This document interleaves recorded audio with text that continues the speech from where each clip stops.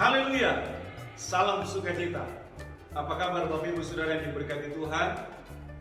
Bersyukur kepada Tuhan kita ada di hari yang baru, minggu yang baru, bulan yang baru, dan tentunya di tahun yang baru.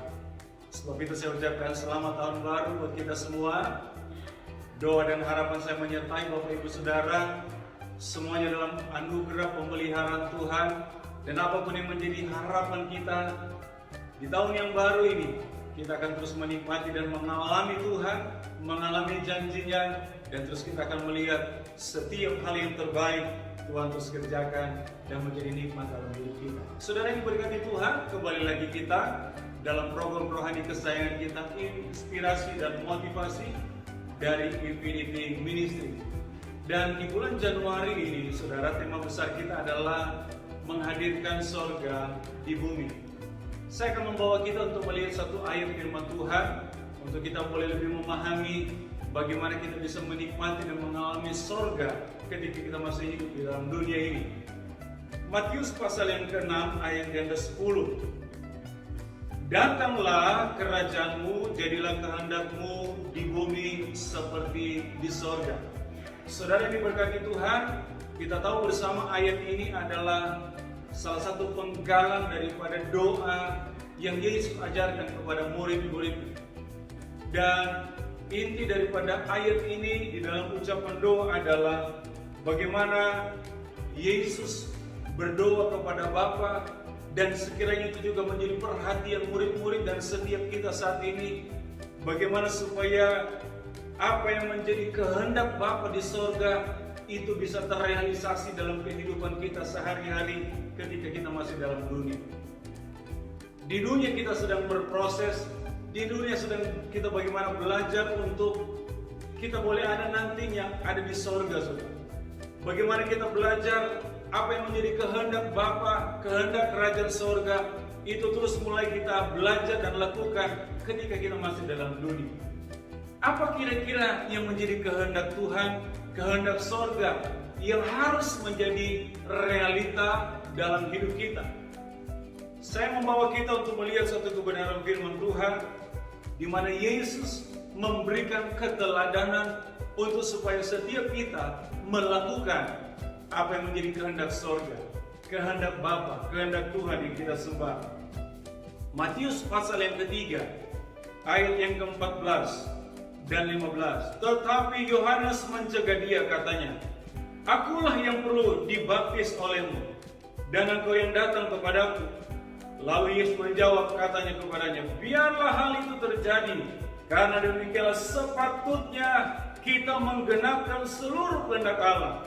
Dan Yohanes pun menurutinya. Saudara yang diberkati Tuhan, cerita ini, ayat ini adalah dilatar belakangi bagaimana Yesus dibaptis di Sungai Yordan.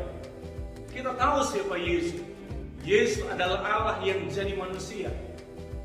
Dan ketika dia berusia ke-30, saudara, menunjukkan kedewasaan dari seseorang bagi budaya Israel.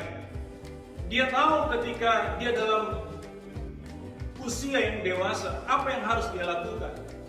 Alkitab mencatat, saudara, dia datang kepada Yohanes di Sungai Yordan untuk bukan melihat apa yang dikerjakan oleh Yohanes, tapi kehadiran Yesus adalah dia mau melakukan kehendak Bapa atas dirinya dan kepada setiap manusia ciptaan Tuhan, supaya ketika kita yang percaya kepada Tuhan masuk dalam baptisan air, dan kita boleh menerima setiap hak kita, menerima status kita yang baru, menerima semua hal yang Tuhan sudah sediakan dan janjikan bagi kita.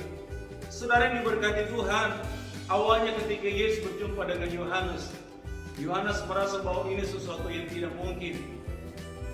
Tetapi saudara, Yesus katakan, biarlah hal itu terjadi, untuk menggenapi semua kehendak Tuhan. Ada begitu banyak kehendak Tuhan, saudara. Tapi yang ini jangan pernah kita abaikan, jangan pernah kita lupakan. Selagi kita diberi kesempatan oleh Tuhan, kita meyakini bahwa Yesus adalah satu-satunya juru selamat. Mari Bapak Ibu Saudara yang diberkati Tuhan, kehendak sorga bagi kita adalah Salah satunya melakukan baptisan air. Ini adalah budaya sorga. Ini adalah sesuatu yang dibawa oleh Yesus dari sorga untuk dikerjakan oleh manusia di bumi, supaya kita boleh masuk sorga, supaya kita boleh menikmati pengalaman-pengalaman yang lebih lagi dengan Tuhan.